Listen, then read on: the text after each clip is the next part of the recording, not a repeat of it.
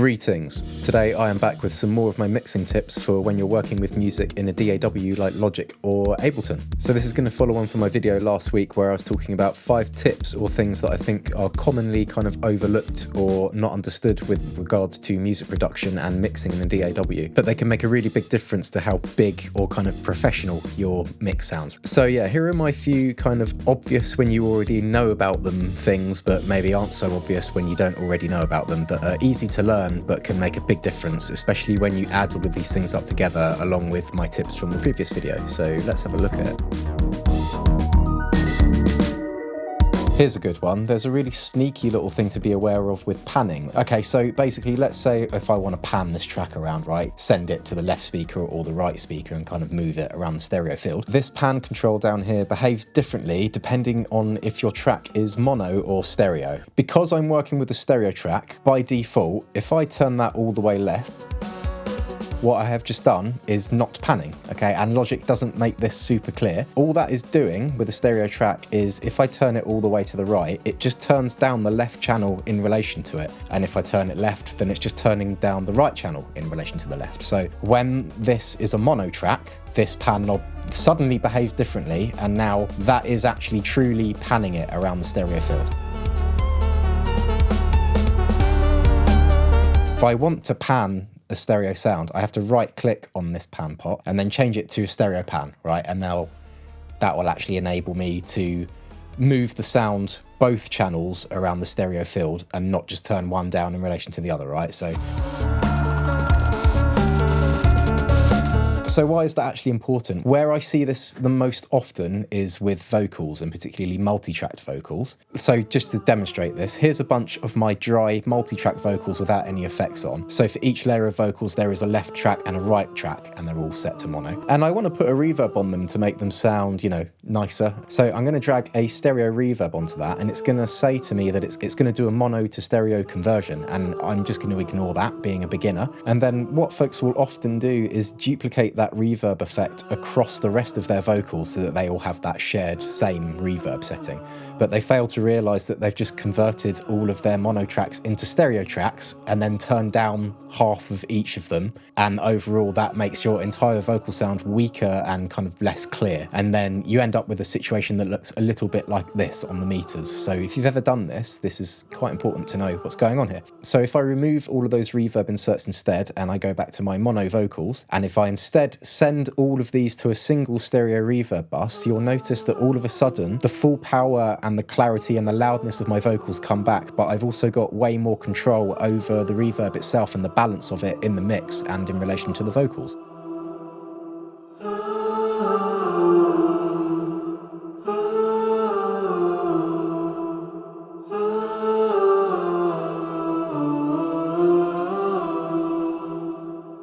I'll A/B this both versions before with how I had a reverb plugin on every single track and then panning them in stereo and why that's bad, and then I'll flick over immediately and compare it to when the tracks are still running in mono but going to a stereo reverb bus, and you should hear how the vocals just suddenly pop through so much more, right?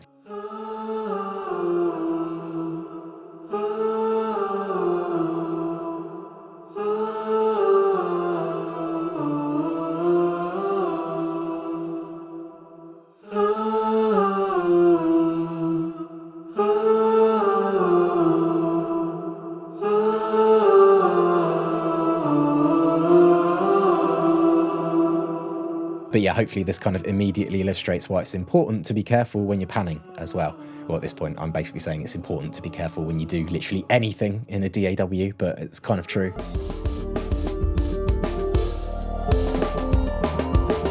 Have you ever had maybe a track in your mix and for whatever reason you can't seem to get it to fit nicely with the rest of the instrumentation? So to maybe try and remedy that, maybe you put an EQ plugin on that sound. Oh, I hear some ringing frequency, so I'm going to take out this ring, which I find really obtrusive, and then that for some reason reveals another problem. It seems to make something else in the spectrum appear worse, so you're like, okay, well, I'll create another band and I'll get rid of that, and then that feels like you've maybe removed too much or something weird from the sound, so you try to compensate for it by doing something like that. Maybe you end up arriving at something that sounds quite strange. And you'll find that, you know, when you bypass that EQ, gotten rid of some of those problematic frequencies that you were hearing to begin with, but in a way it's made the whole sound weirder, and now it just sounds unnatural and it doesn't really fit in the mix.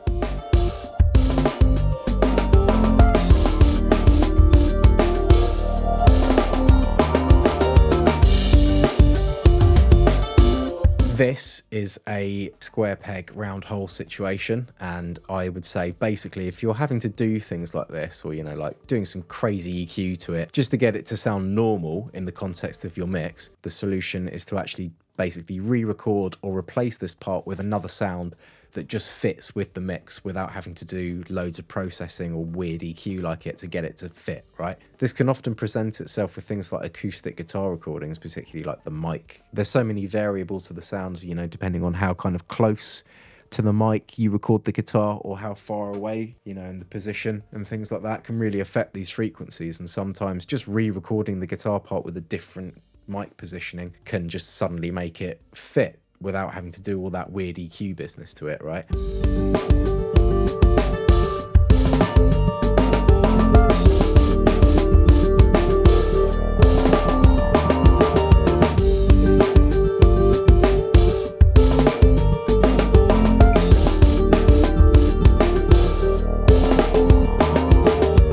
Extends to things like software instruments. It's not just stuff that you'd mic up. Maybe you've got a bass patch like a sub, and for whatever reason the sub just sounds weird, you can't get enough out of it and it's just clashing with the kick drum. Just try another sub patch. Don't try and make that one work and do weird EQing or stuff to it, because it's just probably going to sound worse in the end. If you can find another sound that just naturally fits in, and that is the better way to go.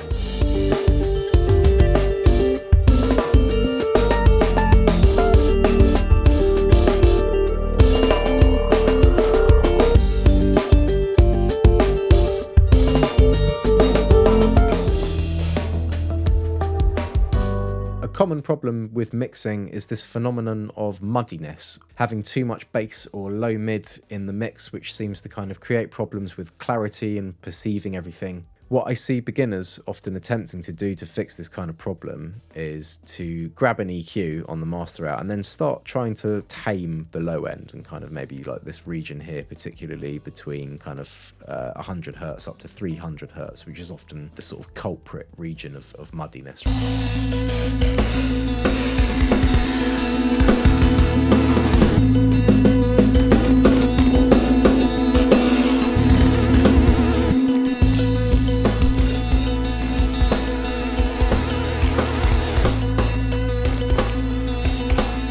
Very easy to quickly remove too much of that on a master out, and then that kind of neuters the potential power of the mix again. Something that is actually quite interesting is sometimes just doing a simple boost on the master out of the high end.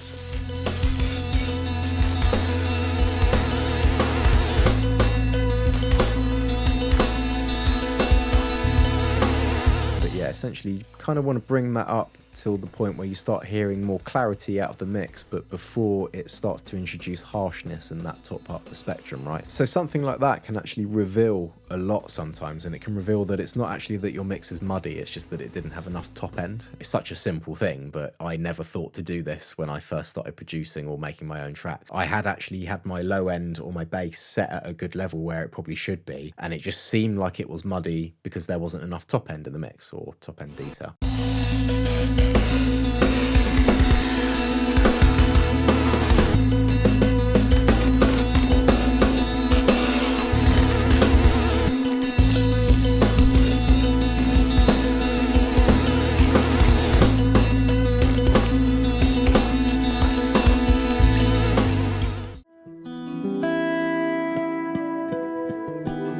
My final tip for today is going to be exploring how clipper plugins work, or the act of intentionally clipping sounds on purpose in your mix. At first, this can sound pretty bizarre, especially given the fact that in so much of music production education, we're generally taught that clipping is bad. When we clip a track in a DAW, it goes bright red to warn us that something bad is happening, and it's generally accepted that we shouldn't push tracks into the red, otherwise you get distortion and it becomes harder to obtain clean results. So why would you intentionally clip something? It can actually be really, really useful in the mixing stage to get the most possible volume out of of your instruments. And it works a little bit differently to using something like a limiter or a compressor to achieve the same effect. So firstly, you're going to need some sort of clipper plugin to do this. I personally use K-Clip by Kazrog, but there are free alternatives out there, such as the one by the legend and genius Airwindows, and his free AD Clip plugin also works for this, so you can kind of get into it and exploring the idea. So these are actually the drum tracks from a song called Toad, and these are real drums, not addictive drums.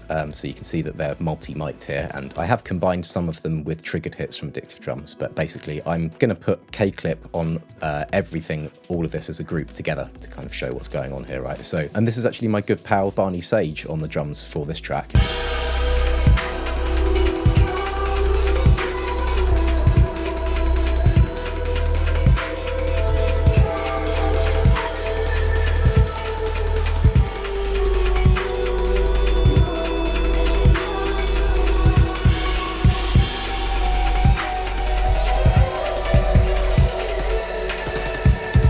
So he actually mostly wrote the core idea of this track, and then I've kind of added additional production and mixed it to bring it to the final thing. So I want to turn up the drums so that they are louder in the mix, okay? So I will grab the volume fader and turn them up, and you'll notice that I can only really push that up. I've got a maximum of 6 dB that I can add. And in some cases, when I start to do that, I might end up clipping the track or sending it into the red. It's not happening here, but there is a risk of that happening if I'm doing this. So basically, I'm a little bit limited. I can't push this. I want to be able to go a bit louder with that, but I can't push that up as far as I would like. And this is where a clipper comes in, basically. So let's add a clipper to the drums group. So I'm going to set my output ceiling to -1 on the clipper, and then I'm going to gradually introduce some input gain. And what you'll notice happens here is really quite interesting. What's going to happen is that the drums are going to get louder and louder, and I'm going to go way beyond 6 dB. But what you'll notice when I'm doing that is that the meter level never goes over what I've set the output ceiling as, in this case, -0.1. Let me just show you what happens here. This is pretty wild.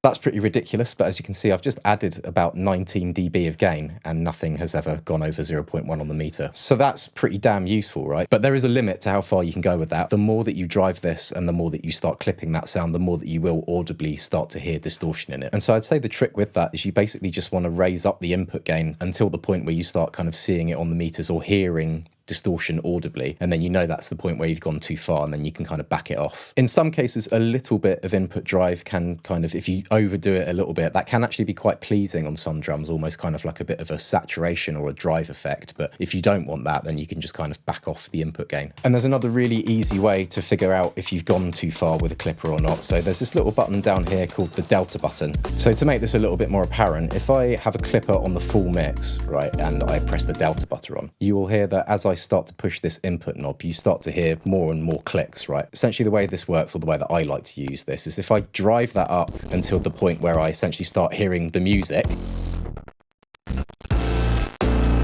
then you know you've gone way too far. So you kind of just back that up until all you're left with are these kind of little sputtery, little clicky bits and bobs.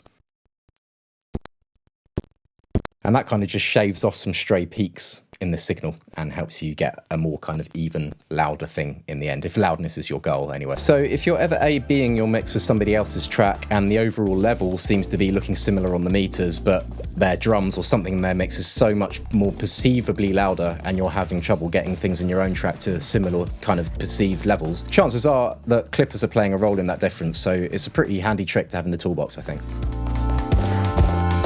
So there we go, that is a few of my kind of top tips or things to be aware of for getting control of your mix sessions. They make individually quite a small difference, but that adds up incrementally, and you know, combining all of this together and being aware of, I think, can just really help you to start to get to that point where you feel a bit more in control of things, basically. So, you know, there's a lot of things that I've glossed over here. I haven't talked about setting up your mix bus or your mix groups, or things like side chains and doing parallel compression chains and things like that. I haven't really gone into much detail at all about phase or the stereo field. because that is an absolute rabbit hole, to be honest. You know, these are all things that I'm probably going to come back to at some point in a more advanced video. Anyway, I'm going to wrap this one up here. As ever, I hope that any of this has been useful to anybody out there, and I shall hopefully catch you in my next upload. But yeah, thank you for watching and take it easy.